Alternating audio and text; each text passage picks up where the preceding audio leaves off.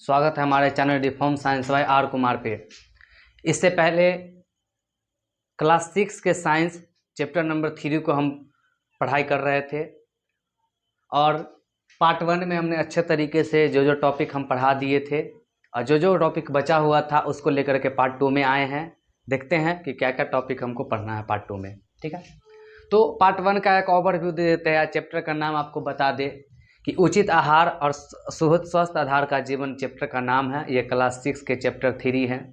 इससे पहले हम आपको इसे पार्ट 1 वीडियो में आपको बहुत अच्छे तरीके से पोषक तत्व के बारे में बताए, संतुलित आहार के बारे में बताए, वसा के बारे में बताए, जल के बारे में बताए, खनिज लवण के बारे में बताए, कार्बोहाइड्रेट के बारे में बताए, सारा कुछ जान लिए हम लोग बढ़िया से। उसके आगे जो बचा हुआ था उसको लेकर आए हैं हम। देखते हैं क्या क्या बचा हुआ है। सबसे पहले कल एक टॉपिक छूट गया था जिसका नाम था पाक पद्धति। आपकी किताब में दिया हुआ पाक पद्धति, ये हम छोड़ दिए थे, शुरू में पढ़ाना था उसको छोड़ दिए थे। तो पहले इसको देखते। देखिए, पाक पद्धति कहने का मतलब ये कि खाना बनाने की जो होता है उसको क्या कहते हैं, पाक पद्धति बोलते हैं। ठीक है, घर में जो खाना बनाते हैं, जिस चीज़ पर बनाते हैं उसको क्या बोलते हैं, पाक पद्धति बोलते हैं। पहले के ज़माने में लोग चूल्हा पे बनाया करते थे खाना। अब धीरे धीरे आधुनिक समय में गैस आ गया है और धीरे धीरे करते करते अब इलेक्ट्रॉनिक सामान आ गया, हीटर उटर टाइप का आ गया है अब। ठीक है, नेक्स्ट, भोजन पकाने की पद्धति जिन्हें पाक पद्धति कहते हैं और ये समय के साथ परिवर्तित हो गए हैं। ठीक है, तो भोजन बनाने की पद्धति जिन्हें पाक पद्धति कहते हैं और ये समय के साथ क्या हो गए हैं, परिवर्तित हो गए हैं। जैसे पहले था पारंपरिक चूल्हा जिसपे चूल्हा पे खाना बनाया जाता था। अभी आधुनिक गैस आ गया है बढ़िया तरीके से। अब उससे पहले मसाला के पीसने के लिए सिलबट्टा, सिल मतलब पत्थर, सिलबट्टा मतलब पत्थर का बना हुआ, ठीक है, जिसपे रगड़ा जाता था मसाला। उसके बाद अभी क्या आ गया है, इलेक्ट्रॉनिक ग्राइंडर आ गया है जिसको मिक्सी बोलते हैं। ठीक है, ये वाला टॉपिक छूटा हुआ था, ये हम पढ़ा दिए। आज का जो टॉपिक मेरा मेन है, कार्बोहाइड्रेट पढ़ने के बाद, वसा पढ़ने के बाद, जल पढ़ने के बाद, खनिज लवण पढ़ने के बाद आज हम लोग पढ़ेंगे विटामिन। तो क्या है ये विटामिन?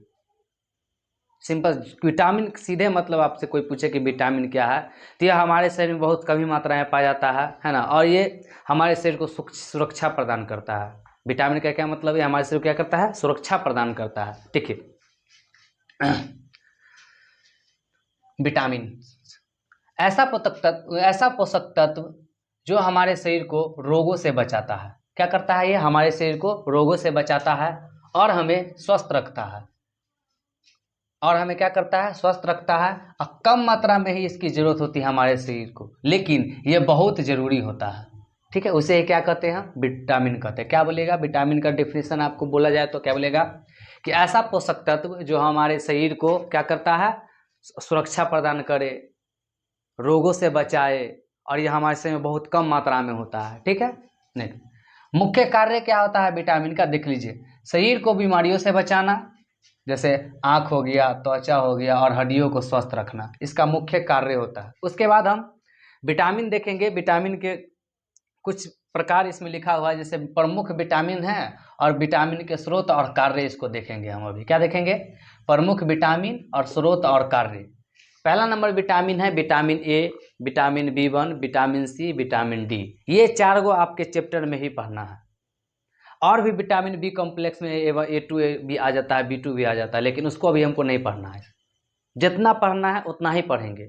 ठीक है, देखिए विटामिन ए का जो कार्य होता है वो आंखों की रोशनी के लिए महत्वपूर्ण होता है। ठीक है, विटामिन ए के कमी से क्या हो जाता है, आपको पढ़े होंगे कभी कि विटामिन ए के कमी से रतौंधी रोग हो जाता है। कौन सा रोग हो जाता है, रतौंधी रोग हो जाता है। ठीक है, देखिए स्रोत क्या होगा, अगर ए की कमी, विटामिन ए का कमी हो गया आपके शरीर में तो क्या खाइएगा, गाजर खा लीजिए, हरी सब्जियां खा लीजिए, दूध खा लीजिए, आम खाइए, पपीता खाइए, जिससे आपका विटामिन ए का क्या हो जाएगा, भरपाई हो जाएगा, विटामिन ए का पूर्ति हो जाएगा। नेक्स्ट, विटामिन B1 समूह। देखिए कार्य इसका होता है ऊर्जा बनाने नसों के लिए। ठीक है, विटामिन ए का काम करता है, ऊर्जा जो हमारे शरीर में पावर बनता है उसके लिए होता है, और नसों के लिए होता है। स्रोत क्या होता है, अनाज खाइए, अनाज में हो गया सब, गेहूं चावल जो भी आ जाएगा, दाल खाइए, दूध, पनीर, कद्दू का बीज, ये भी विटामिन B1 के लिए बहुत महत्वपूर्ण है। नेक्स्ट, विटामिन सी।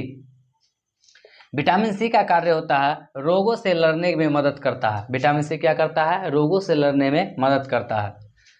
स्रोत क्या होगा? टमाटर हो गया, संतरा, आंवला, अमरूद, नींबू। क्या क्या स्रोत हो गया? टमाटर हो गया, संतरा हो गया, आंवला हो गया, अमरूद हो गया, नींबू हो गया। उसके बाद है विटामिन डी। देखिए विटामिन डी क्या है? इसका कार्य क्या होता है? हड्डियों को मजबूत बनाता है। ठीक है, जैसे सुबह सुबह वाला जो धूप होता है वो आप लीजिए, आपका हड्डी क्या रहेगा? मजबूत रहेगा। छोटे बच्चे जो होते हैं उसको तेल लगा करके और क्या करते हैं हम लोग कि उसको धूप में, सुबह मॉर्निंग वाला धूप होता है उसमें डाल देते हैं ताकि खोजते हड्डी उसका मजबूत हो, विटामिन डी उसमें हो। तो जैसे स्रोत क्या हो जाएगा? धूप, दूध, मछली, अंडा, मक्खन, मशरूम। ठीक है, मशरूम। उसके बाद देखेंगे हम कि विटामिन से यानी कि विटामिन तो है, ये एक निश्चित क्या बोलते हैं, एक निश्चित अनुपात में रहेगा, तो हम क्या होगा, ये हमारे शरीर में काम ठीक ठाक करेगा। कम हो जाएगा तो बीमारी हो जाएगा, बेसी हो जाएगा तो भी बीमारी हो जाएगा। लेकिन जो एक एवरेज है उसको देखते हैं कि विटामिन की कमी से होने वाले रोग। सबसे पहले विटामिन ए की कमी से जो रोग होता है, आँखों की समस्या, मतलब आँख में रोशनी कम हो जाता है। ठीक है, और क्या होता है, इसका लक्षण क्या होता है? अंधेरे रात में कम दिखाई देता है, जिसे क्या कहते हैं हम? रतौंधी हो जाना। विटामिन ए की कमी से क्या होता है? रतौंधी होता है। Next vitamin B one, beriberi होता है। बेरी बेरी जो हाथ फूल गया, सूजन हो गया, हाथों और पैरों में जलन होने लगा, उसे क्या कहते हैं? बेरी बेरी रोग कहते हैं। किसकी कमी से होता है? विटामिन बी वन की कमी से होता है। विटामिन सी, विटामिन सी की कमी से स्कर्वी होता है। स्कर्वी करने का मतलब ये कि मसूड़ों से ब्लड आना, ये सब क्या होता है? स्कर्वी का लक्षण होता है। विटामिन डी की कमी से क्या होता है? कमजोर हड्डियां हो जाता है। ठीक है, विटामिन डी कम होगा आपका शरीर में और हड्डी क्या हो जाएगा? कमजोर हो जाएगा। नेक्स्ट हड्डी का क्या हो जाना, इसमें लक्षण क्या होता है? हड्डी धीरे धीरे मुलायम होकर के क्या हो जाता है? वह टूट जाता है या मुड़ जाता है। ठीक है, इसके आगे चलते रहेंगे अभी हम। ठीक है, तो विटामिन पढ़ने के बाद एक और छोटा सा टॉपिक बचा हुआ है, कुपोषण। कुपोषण पढ़ने के बाद ये चैप्टर में कुछ विविध दिया हुआ, उसको देखते हुए और इस चैप्टर को यहीं पर ख़त्म करेंगे। ठीक है, देखिए कुपोषण क्या होता है। गांव समाज में देखते होंगे कि कोई बच्चा अच्छा से ग्रोथ नहीं कर पाता है, उसको सब कुछ सही सही सब कुछ अच्छा से खाना नहीं मिल पाता है और जा कर के लास्ट में वो क्या हो जाता है? कुपोषित हो जाता है। ठीक, उसी को कुपोषण बोलते हैं। देखिए जब शरीर को पर्याप्त पोषण नहीं मिलता है तो क्या कहलाते हैं? उसे कुपोषण कहते हैं। सीधे सीधा उसको अच्छा से खाना नहीं मिलेगा, वो कुपोषण हो जाएगा। पहले पोषण क्या होता है? तो अच्छा से खाना खाना, हमारे शरीर को अच्छा से वृद्धि विकास हो, इसलिए उसे क्या कहते हैं? हम पोषण कहते हैं। ठीक है, देखिए कारण क्या हो सकता है इसका? गरीब आहार, मतलब क्या कि हमारे समाज में जो पिछड़े वर्ग है, चाहे गरीब लोग हैं, उनको अच्छा से उनके बाल बच्चा ग्रोथ नहीं कर पाते हैं, अच्छा से उस प्रकार से उनको कमाई नहीं, उस प्रकार से उसका भोजन नहीं, इसलिए ऐसा ग्रोथ नहीं कर पाते हैं। असंतुलित भोजन हो जाता है, उससे तो बीमारी हो जाता है। प्रभाव क्या होगा? कमज़ोर हो जाएगा, बीमारियाँ आ जाएगा, विकास रुक जाएगा। कोई कोई को देखते होंगे बच्चा के कि पेट बहुत ज़्यादा फूल गया, एक न कहीं वो कुपोषण का ही शिकार है। कोई अच्छा से उसका बॉडी अच्छा से उसका ग्रोथ नहीं कर, वो भी कुपोषण का ही शिकार है। ठीक है, तो वो बच्चा में देखने को ज़्यादा मिलता है। फिर नीचे आइए, ये आपके किताब में दिया हुआ है 2 बर्ड, जिसमें लिखा हुआ आलू का चिप्स दिया है, एक तो भुना हुआ चना दिया है। इसमें बोल रहा है कि बताइए कैलोरी कितना कितना है इसमें। ठीक है, तो आलू के चिप्स की अगर आप बात कीजिएगा तो आलू के चिप्स में पोषण संबंधी जानकारी अगर बात कीजिएगा तो प्रति 100 ग्राम की बात कीजिएगा तो ऊर्जा मिलेगा आपको 536.0 है ना किलो कैलोरी मिलेगा। वसा आपको मिलेगा 35.0 ग्राम मिलेगा आपको। कार्बोहाइड्रेट मिलेगा 53.0 ग्राम मिलेगा। प्रोटीन मिलेगा आपको 7.0 ग्राम मिलेगा। और आहारीय रेशे जो होते हैं वो मिलेगा 4.8 ग्राम मिलेगा। ये आलू के चिप्स में 100 ग्राम में इतना चीज़ आपको मिलेगा, प्रोटीन के रूप में वसा मिलेगा, ऊर्जा मिलेगा, कार्बोहाइड्रेट मिलेगा, प्रोटीन मिलेगा। कितना कितना ग्राम मिलेगा वो किताब में ही आपके लिखा हुआ, किताब में भी जाके आप देख सकते हैं। ऐसे हम वीडियो के लास्ट में सारा कुछ दिखाएंगे। भुने हुए चना में अगर बात कीजिएगा तो ऊर्जा मिलेगा 355 कैलोरी। वसा मिलेगा 6.26 ग्राम। कार्बोहाइड्रेट मिलेगा 58.58 ग्राम मिलेगा। प्रोटीन मिलेगा 18.64 ग्राम मिलेगा आपको। आहारीय रेशा मिलेगा आपको 16.8 ग्राम मिलेगा। ठीक है, और एक टॉपिक आपका बचा हुआ है, एक वो कंदन या मिलेट होता है। ठीक है, तो कंदन क्या होता है, मिलेट क्या होता है, देख लीजिए। देखिए कंदन जमीन के नीचे उगे जाते फसल होता है, ठीक है, उसे कंदन कहते हैं। और मिलेट छोटे पौष्टिक अनाज होते हैं। मिलेट कहने का मतलब जो छोटा दाना का होगा लेकिन पौष्टिक अनाज होगा। कंदन कहने का मतलब जो जमीन के नीचे उगता है। तो जमीन के नीचे कौन कौन उगता है उसको कंदन बोलते हैं, चाहे कंद बोलते हैं।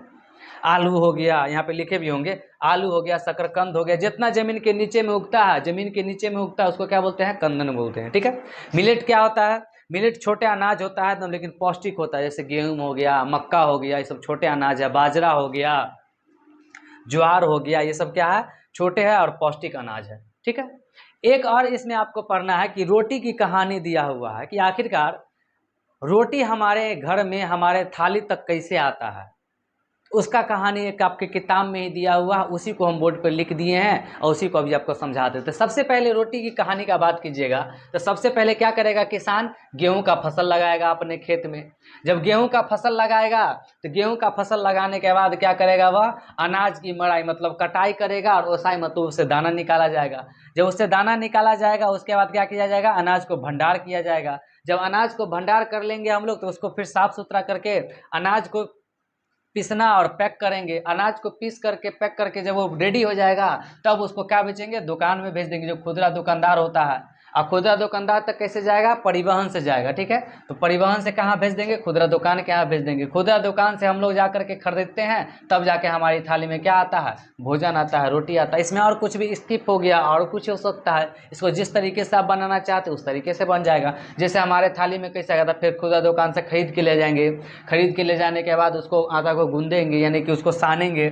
सानने के बाद उसको लोई बना करके उसके बाद उसको रोटी बनाएंगे, ठीक है। तो ये आपका रोटी का कहानी आपकी किताब में भी अच्छे तरीके से दिया हुआ है, इसको पढ़िएगा। लेकिन उससे पहले वीडियो रोकने से पहले ये किताब है आपका, ये वाला किताब आपका है, इस पूरा किताब को अभी हम बताते हैं कि कहाँ कहाँ पे क्या सब आपको घर पे बैठ करके और करना है। देखिए सब कुछ पढ़ा देना संभव न है, कुछ कुछ मेहनत आप भी तक कीजिए। आप पढ़ते हैं, देखिए ये आपका चैप्टर था, चैप्टर नंबर 3, उचित आहार स्वस्थ शरीर का आधार, ठीक है। इसके बारे में फुल डिफिनेशन कर दिए हम, पूरा अच्छा तरीके से बता दिए हैं। और आप लोग को एक तालिका घर पे बैठ करके बनाना है। क्या तालिका में दिया है, तालिका नंबर 3.1 दिया है कि सप्ताह में खाए गए खाद्य पदार्थ, मतलब आप घर में सातों दिन में क्या क्या खाना खाते हैं उसको इसमें भर लेना है आप लोग को, ठीक है, भर लीजिएगा। उसके बाद दूसरा तालिका दिया है कि भारत के विभिन्न राज्यों के कुछ परंपरागत खाद्य पदार्थ है ना, भारत में कुछ फेमस चीज खाए जाते हैं। जैसे बिहार में लिट्टी चोखा खाया जाता है,